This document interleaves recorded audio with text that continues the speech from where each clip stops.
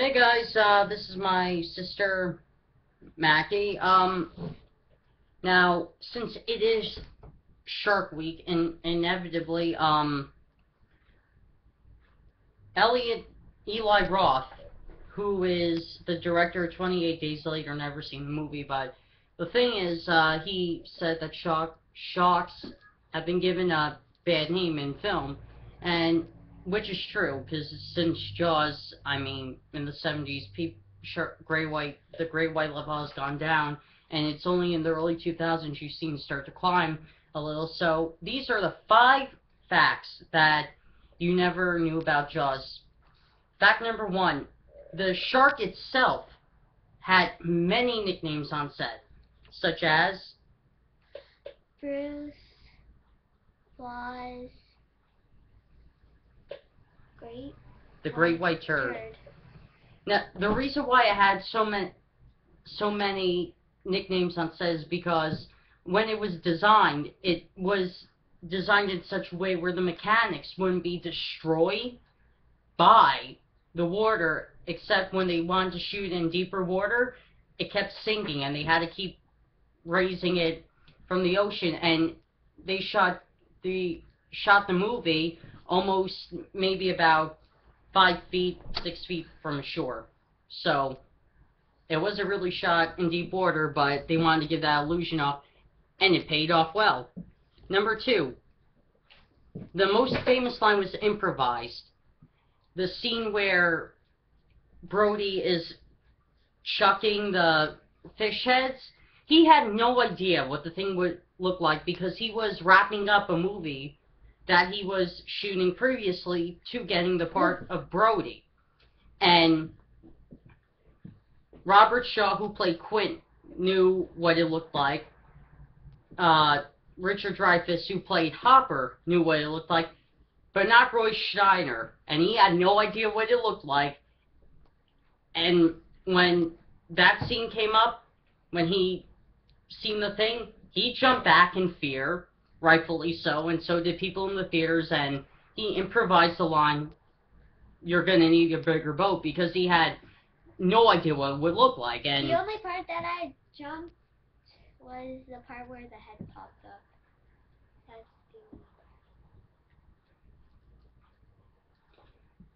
That's fact number 3, the sharks usually that were actually used in filming were nowhere as large as the ones seen on screen. Now, if you've seen the movie Jaws, you know that Jaws is a 25 feet shark, but that's not necessarily the case. And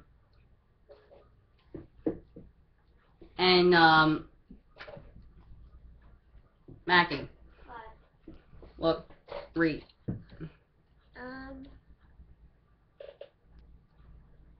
When footage of real sharks was needed, Australian shark expert Ron and Valerie Taylor were on hand to help. The sharks used for filming were just 14 feet long, as opposed to the around 25-foot killer shark depicted in the movie. They needed some short to make sharks appear larger, so they hurried and hired an actor especially to do far-away shots rather than dummy to make it look more realistic.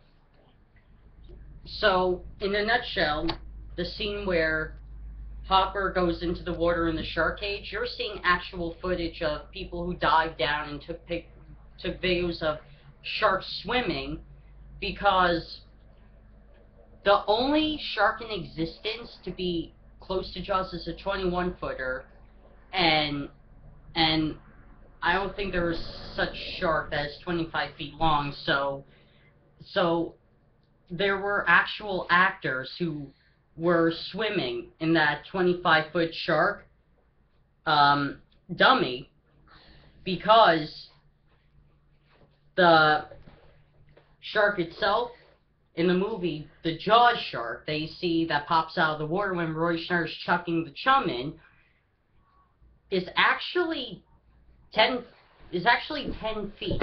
Sean's crying.